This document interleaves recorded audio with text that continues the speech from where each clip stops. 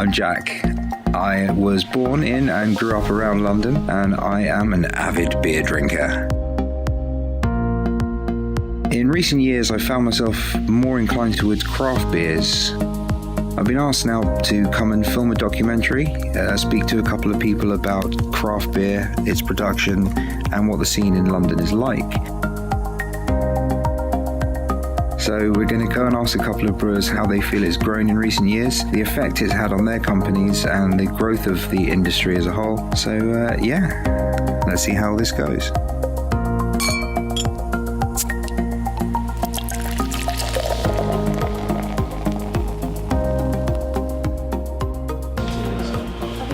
Hello, we're here at the London Beer Lab in Brixton, sampling here the London Pale Ale, very pleasant and citrusy beer. It's getting me started for the day. It's 11:45 in the morning, so this is probably the best state you're going to see me in for the rest of this documentary. If you look behind me here, we have people doing a workshop, learning how to brew their own beer, and as you can see, we're in this little lab. Everything's here to make everything you need for a good, interesting and refreshing beer.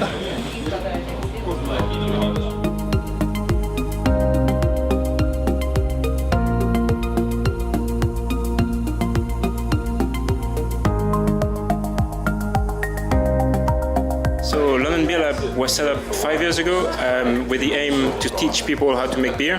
So we've been doing that 5 years running, every Saturday, every Sunday.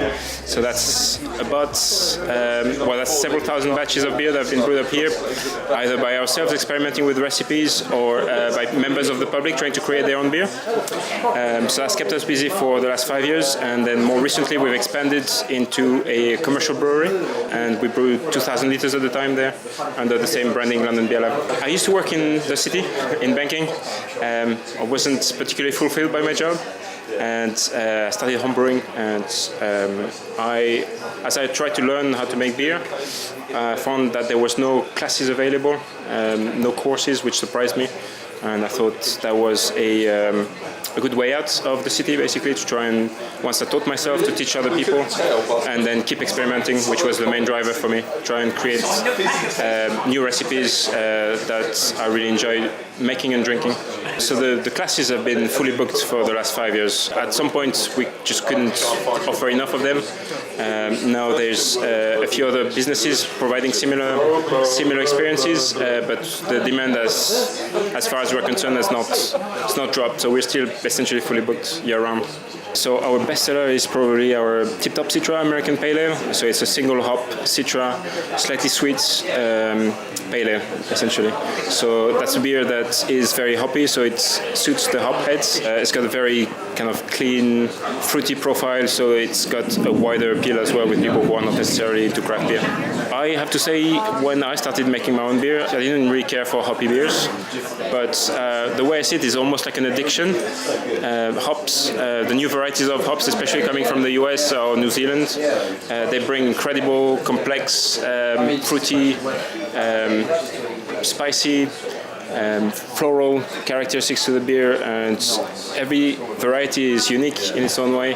This has really driven the creativity of the brewers over the last couple of decades, and what tends to happen is, for a same amount of hops over time, your experience tends to decrease. So most drinkers will tend to increase the dosage, and so will the brewers, to respond to the demand, and also because themselves are less sensitive to the hops as time goes by. But yeah, the characteristics they bring to the beer are just incredible, and there's more and more new varieties coming online and becoming available for brewers to play with, and that's something that's I personally have started to enjoy, massively. Are there any sort of more unusual beers that you've produced here? So that's one of the drivers for us, is to try and come up with new recipes, original recipes all the time. At the moment, we're working on a series of 3 ice cream beers, as we name them, because they have lactose to give them a bit of a milky sweetness. And so we've got a mango and coconut ice cream, chocolate and peanut butter ice cream, and a chocolate and vanilla ice cream coming out soon. So we're very excited about that. That does sound good. Very lush and very indulgent. And how do you think the British attitude to craft beer has changed in the last, say, 5 years? I would say that's changed dramatically. Typically, people would go for beers that were kind of middle of the road kind of things, and typically lower to medium strength. And then they discovered the variety of tastes that you can create in beer, and like a significant segment of the market has really developed a passion for the stuff and is trying to discover all the flavors that are out there, and there's so many out there nowadays. So people tend to drink smaller amounts of possibly stronger alcohol, but definitely more flavorful beers than 5 years ago. So I'd like to also ask about your company philosophy, sort of the goals, why you do it, and what it is that's kind of keeping you on this path. I think what has been very constant since the beginnings is trying to create new combinations of flavors, trying to make things that still excite us, that we can be passionate about, and that still have those wow effects when you have the first sip of the beer and you think that is really original, that is really flavorful, that's exactly what I want the beer to taste like. So that's kind of, this is what's driving us, is to try and make beers that we can be really excited about. Bruno, it's been a pleasure speaking to you. Thank you very much. Coming down. Cheers.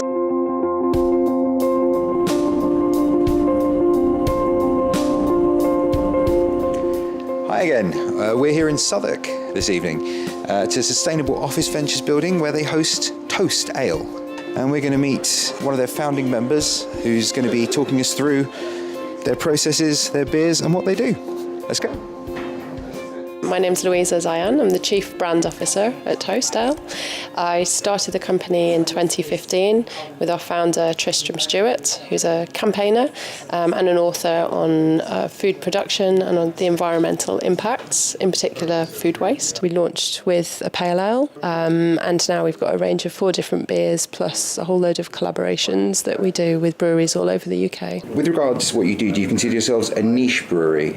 And if so, do you have like a unique selling point or something that you do that others don't? So we brew with surplus bread from bakeries that otherwise would have been wasted.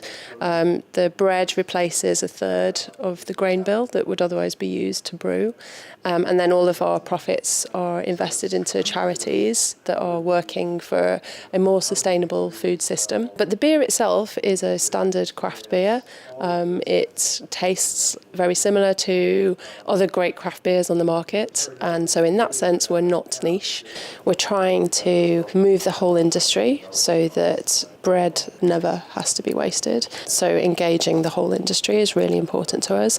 I think a lot of brewers already are very environmentally conscious. They're very connected to the ingredients that they're using, to the land. Water, for example, brewing beer is quite water intensive, so many brewers have already looked at improving the efficiency of water production. And so I think it's a really great industry to look to as a leader in terms of addressing a global environmental problem. And yeah, really excited that Toast could be leading an aspect of that. How do you distribute? Do you go to smaller retailers, bars, restaurants? So when we launched, we were predominantly in small bottle shops. As we've grown, we've been able to scale up. We're now in Tesco's and Waitrose, so 2 of the big national supermarkets in the UK. We're also in a number of pub chains across the UK. We also launched in the US in 2017, so we're a year and a half old in New York, and there we're in Whole Foods, Fairway, and a load of really cool little restaurants and bars. So what are your thoughts on the hop forward trend that's sort of influenced craft beer making a lot recently? Yeah, personally, I really love hoppy beers. So I am really loving the trend.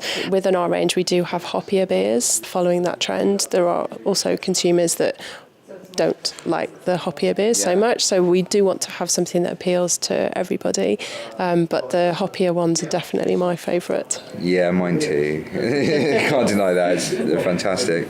How do you think the British attitude to craft beer and the taste as well differ from that in the US? Interesting. I think the British tastes are actually moving much closer to the US. There's been a trend in the US for much stronger beers, and like we were talking about, much hoppier beers, but we're certainly seeing that coming to the UK as well. And I think there's this similar excitement from UK drinkers to be enjoying that wide range of beers. But yeah, I think typically US tends to be a little bit stronger. So how do you think attitudes and trends in beer culture have changed in the last decade? That's a difficult one. I guess as the craft industry has emerged, it's certainly true for me. I think for a lot of women as well, it's much more accessible. Part of it is about the emergence of craft and diversity and experimentation with flavours. So typically for Toast, approximately 60% of our engaged audience are female, which is different to how that would have been 10 years ago, certainly with beer. What are some of the stranger craft beers that you've either made here or tried? Is there something that really springs to mind? There have been a lot of really interesting flavours. The sort of emergence of strawberry milkshake, double IPAs, really fantastic tasting beers. We're about to do one with a brewery based in Windsor and Eton Brewery, called Toast and Marmalade, because we'll be using surplus oranges in that. I think it's true for the craft beer industry that people are more open to experimenting with the ingredients and creating some really unusual taste profiles. It's been a pleasure. Thank you very much indeed. Very nice to meet you. Cheers.